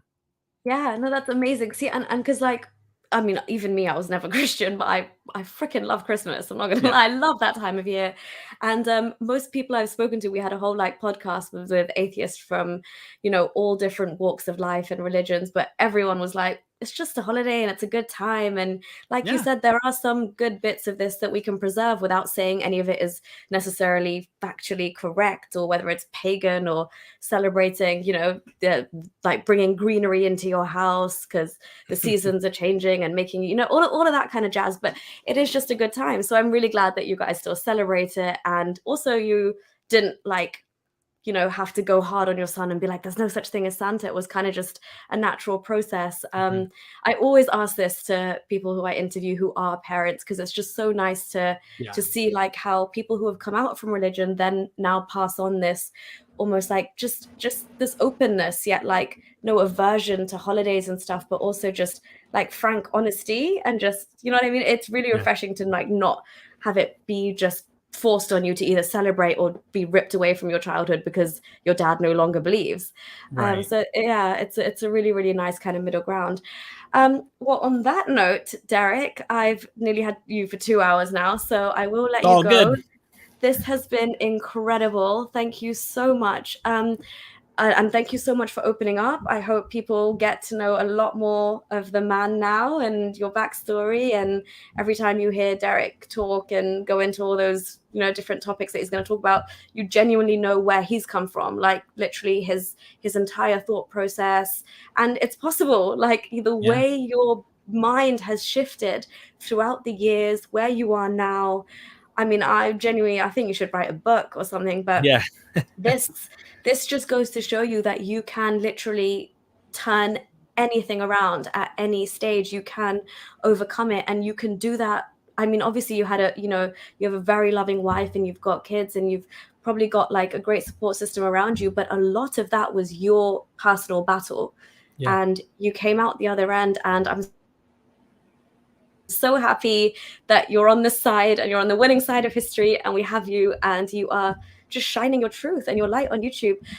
Before we go, if you just want to tell people how they can support you, because I think also any way that we can support your videos, your research, your meetings with academics, how are we able to help best kind of keep your show running?